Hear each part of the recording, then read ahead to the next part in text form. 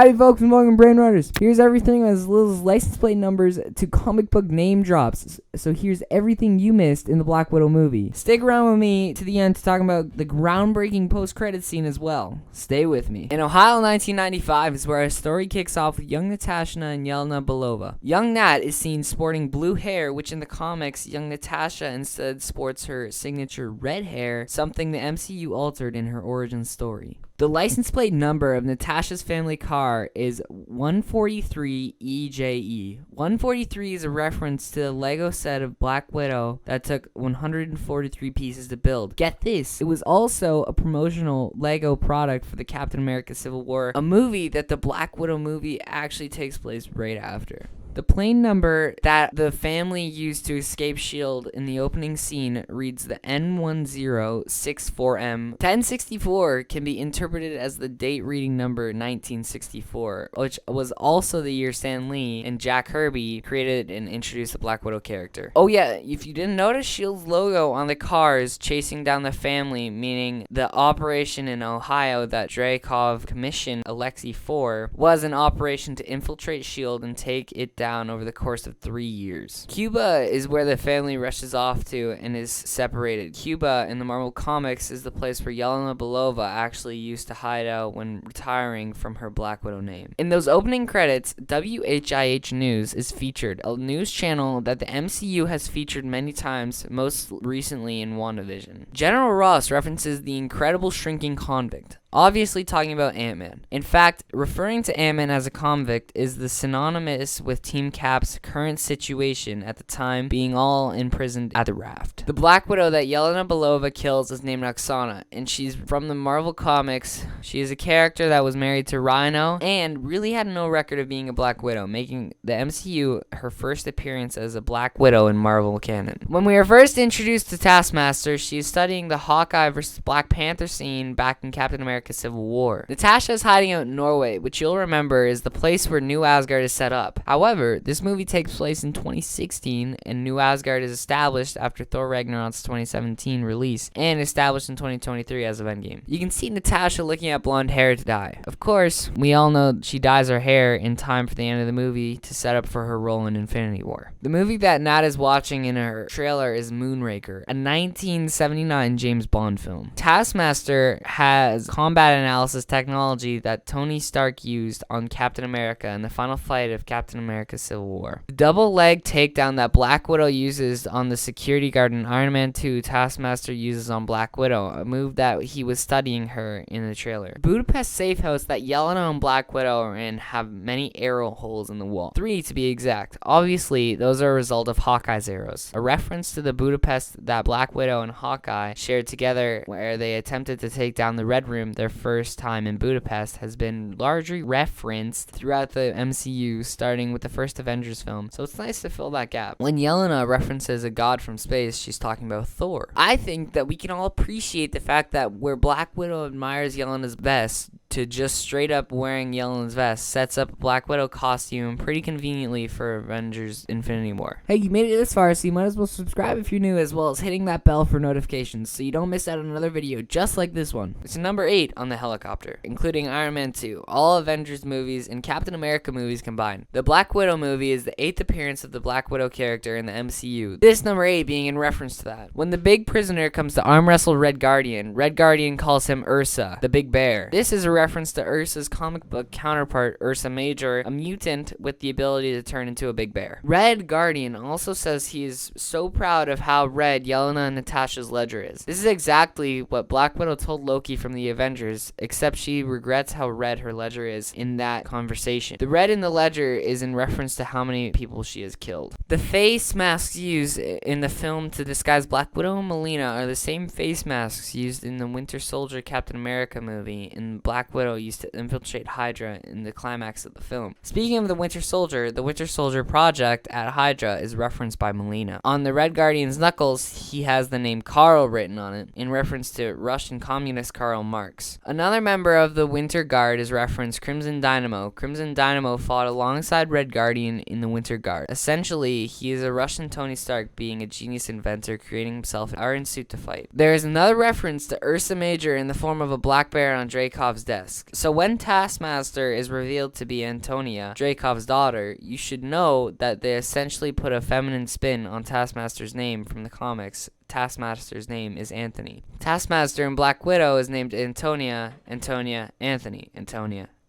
Hard to ignore the double take knife move that Taskmaster mimicked from the Winter Soldier, who did it in the Winter Soldier movie in his fight against Cap. The way Taskmaster kicks the ground to pick up his shield is synonymous with the way Cap picks up his shield in the same way. Lastly, I'm going to take you through the post-credit scene for Black Widow movie. First things first, the dog's name is Fanny. Fanny is a reference to earlier in the film being the alias that Black Widow is given to by her friend. And we can see that Black Widow actually did get a funeral with her own marked grave. One of the biggest criticisms of Endgame was Tony got a funeral and Natasha didn't get a memorial. So it's nice for Marvel to fill in that gap. Now we can talk about Contessa Valentina from the Captain America and Winter Soldier show, being in this post-credit scene. With her recruiting John Walker and now an angry Yelena Belova, even giving Yelena a target of Hawkeye to kill, shows that the MCU could be setting up a Thunderbolts team in the future. If you don't know, the Black Widow movie was supposed to be the first MCU appearance of Valentina, but because of COVID pushing it along, her first appearance came with the Captain America and Winter Soldier. Just the fact that Valentina is putting Yelena on hit for Hawkeye, we could see the results in Hawkeye's Hawkeye Disney Plus show, so that will add more conflict to the show. What did I miss? What did you miss? Let's talk about it in the comments below. Thank you all so much for watching and have a great rest of your day.